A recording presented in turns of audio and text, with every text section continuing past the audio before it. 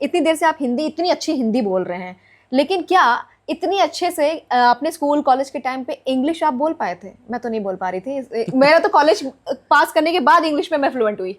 हाँ, तो मेरी तो समस्या ये रही कि मैं नर्सरी केजी एक बहुत भोपाल के एक फेमस कॉन्वेंट स्कूल से पढ़ा। हाँ। और उसके बाद फिर लखनऊ चला आया, तो यहाँ पे मैं एक निशादगंज में राजकीय इंटर कॉलेज है। हाँ। तो वहाँ की मैं क्लास 6 पढ़ा था। हाँ। तो उस क्लास 6 में वहाँ पे खुद ही टाट बिछाई जाती थी, उस पर बैठा जाता था।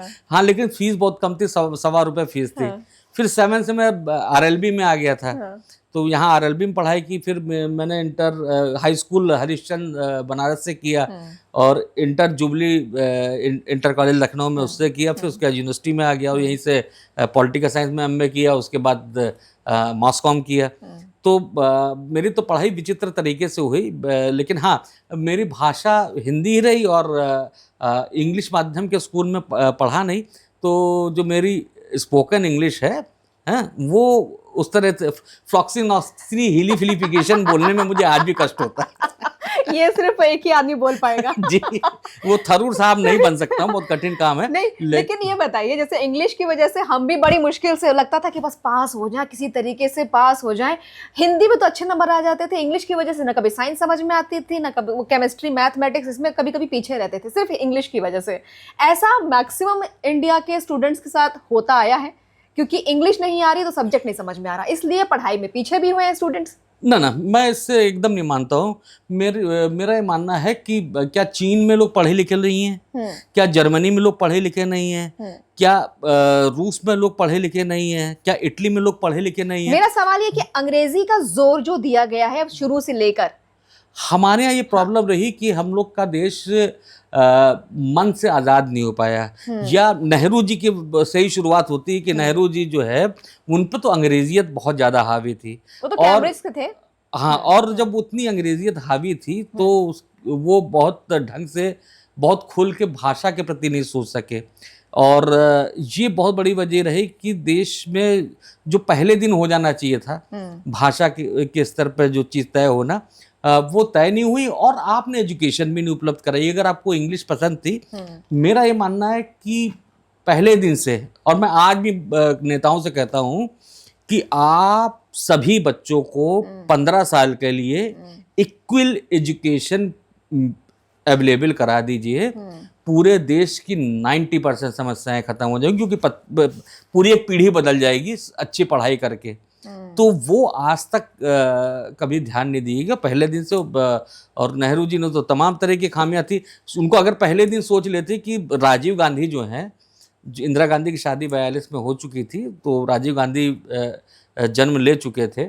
और राजीव गांधी का मतलब उनका नाती हो, चाहे देश का कोई बच्चा हो, अगर सबको उसी दिन बराबर एजुकेशन मिल गई होती तो हमारा देश अमेरिका, चीन सबसे बहुत आगे निकल चुका होता है। राइट। देखिए, IIM और तमाम तरीके के एम्स, इस तरह के संस्थान तो बन गए, ये एक बहुत अच्छी चीज़ है। कई बांध बने, ठीक है, बहुत सारे। लेकिन बात ही भाखड़ा नंगल बांध और तमाम बांध, सब अच्छा डेवलपमेंट, सब कुछ बढ़िया, एजुकेशन पे हायर लेवल पे देखा जाए तो बहुत अच्छा। लेकिन जो रूट है, बेस है, जो एकदम जहाँ से बच्चा सीख रहा है, वहाँ पर क्योंकि पहले ब्रिटिशर्स की जो पढ़ाई की एजुकेशन की पॉलिसीज थी, उसको बदला नहीं गया और वही पॉलिसी आगे चलती गई, तो कहीं ना कहीं बच्चा अपनी भाषा को अच्छे से समझते हुए भी बावजूद उसके वो एजुकेशन में वो अचीव ही नहीं कर पा रहा था, क्योंकि वो चीज़ें चेंज नहीं हुई। आपको लगता है कि एजुकेशन पॉलिसी में चेंजेस ना होना भी रीजन है कि यूथ कहीं ना कहीं एजुकेशन में एजुकेशन उस तरीके से नहीं ले पाया? देखिए, एक एम्स खोल देने से, एक IIM बना देने से, एक IIT बना देने से कोई देश तरक्की नहीं करता है। पढ़ाई पे 3 स्तर से काम होना चाहिए था। सबसे पहले तो जरूरत थी जो प्राइमरी एजुकेशन है, वो बहुत बढ़िया होनी चाहिए, सबके लिए बराबर इक्वल होनी चाहिए, कि कोई कम ज़्यादा नहीं पढ़ रहा है ना। कोई बहुत अच्छा कॉलेज में, कोई कॉन्वेंट में नहीं पढ़ रहा है, कोई एकदम जहाँ पढ़ाई नहीं हो रही वहाँ पढ़ रहा है। पहली बात तो यहाँ से देश को निकालना चाहिए था। दूसरी चीज़, जो दूसरा हिस्सा आता है, वो होता है जो वोकेशनल कोर्सेज होते हैं, जैसे ITI जैसे जो स्किल ओरिएंटेड जॉब्स वाली कोर्सेज होती हैं, वो होनी चाहिए थी, वो नहीं हुआ। और तीसरा, जो इनोवेशन होता है, जो साइंस होती है, जो रिसर्च होते हैं, उस पर जो काम होना चाहिए था, वो काम नहीं हुआ। तो उसका नतीजा है कि देश का जो सिस्टम है आगे नहीं बढ़ पाया। और दुर्भाग्य ये रहा कि नेहरू जी को कोसने से कुछ मिलना नहीं है। केवल एक व्यक्ति थोड़ी, तो उसके बाद तो बहुत सारे प्रधानमंत्री बने ना, और वो विपक्ष के भी बने जो कि अब पक्ष कहलाता है। तो उन्होंने क्या कर दिया, उन्होंने भी तो उस एजुकेशन सिस्टम को नहीं बदला, वो आज भी उसी तरह से घिसट के चल रहा है। अभी नया सिस्टम लागू किया 2020 वाली जो पॉलिसी आई है, तो वो भी कब निखर के आता है। देखिए, हमको होना ये चाहिए था, दुनिया में जितने भी देश आज़ाद हुए हैं, या आज़ाद क्या कह लीजिए, जहाँ पे सत्ता परिवर्तन हुआ, चीन में नहीं पढ़ाया जाता है कि जापान ने तो वहाँ पे काफ़ी कंट्रोल था और काफ़ी समय तक वहाँ पे शासन में भी रहा जापान चीन के ऊपर। लेकिन वहाँ के बच्चों को जापान के लोग क्या करते थे, कैसे महान थे, ये नहीं पढ़ाया गया। हमारे देश में ये पढ़ाया गया कि अंग्रेज कैसे महान थे, हमारे देश में पढ़ाया गया कि औरंगजेब और अकबर क्यों महान था।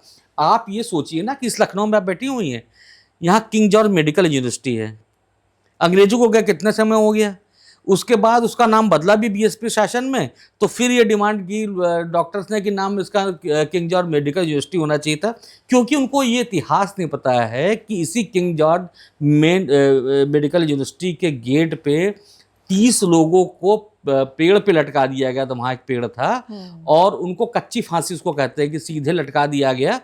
और ये मतलब बॉडी तब तक लटकी रही जब तक चील कौवे उन शरीरों को खा नहीं गए। ये 1857 के विद्रोहियों के संग अंग्रेजों ने ये बर्ताव किया था। क्या किसी बच्चे को ये पढ़ाया जाता है? अगर ये पढ़ाया गया होता तो आज का एक भी बच्चा नहीं तैयार होता कि ये किंग जॉर्ज का नाम नहीं चलेगा हमारे देश में।